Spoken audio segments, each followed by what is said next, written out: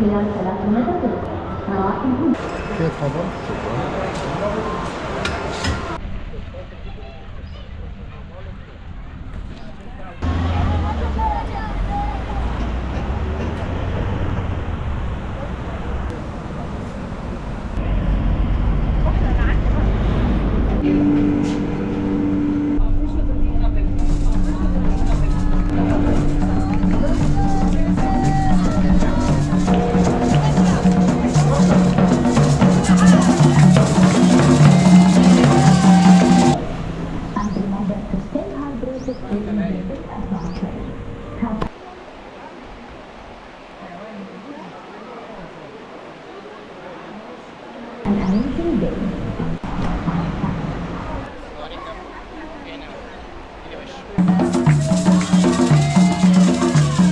كمان هنا في الجزء الافريقي هتلاقوا القاعه ديت واللي فيها طبعا الزواحف المختلفه او الزواحف الافريقيه المختلفه.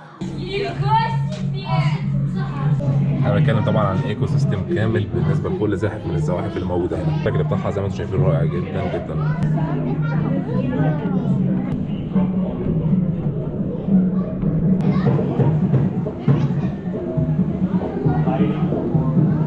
زي ما انتم شايفين حديقه حيوان بجد مفتوحه، كل حيوان هنا واخد حريته بالكامل، ومنهم طبعا الطيور اللي ورانا ديت. هنا طبعا احنا موجودين في منطقه الطيور او القفص الضخم اللي معمول للطيور هنا، اللي بيقدروا يطيروا فيه بحريه ما بين الشجر كله بالكامل، وانت تقف وتتفرج وتتصور كمان معاهم.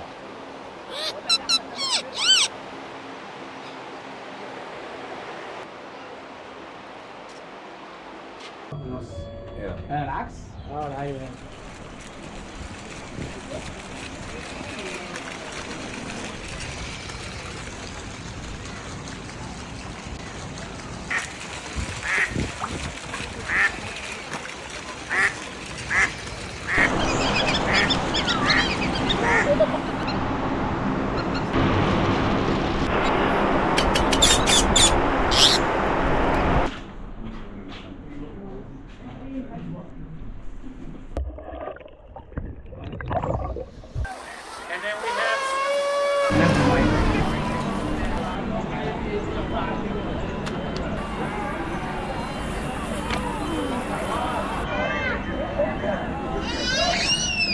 وطبعا طالما بنتكلم عن افريقيا يبقى اكيد لازم هنلاقي الفيل اللي قدامكم دوت.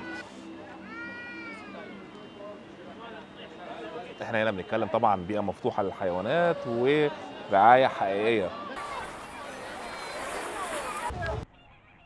هنا في سفاري بارك في اكتر من نوع للتنقل ما بين المناطق. قطار مكشوف واللي بيكون ممتع لو انت في الشتاء وبعيد عن حرارة الصيف، وفي كمان القطار المكيف دوت وسيارات خاصة للتنقل داخل البارك. المكان هنا فيه اكتر من 3000 حيوان ما بين ثدييات وطيور وزواحف وبرمائيات، متوزعين على مناطق كل واحدة منهم بتمثل قارة مختلفة بحيواناتها وبطبيعتها. باختصار كأنك سافرت قارات العالم كلها لكن في مكان واحد، ده غير رحلات السفاري المتنوعة اللي داخل المكان.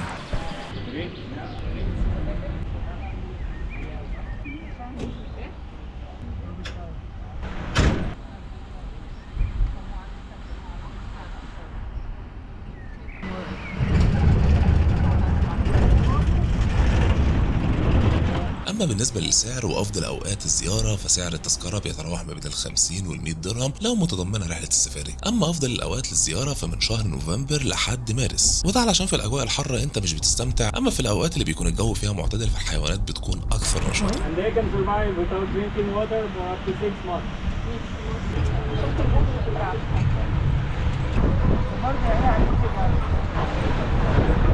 survive without drinking water for up to 6 months.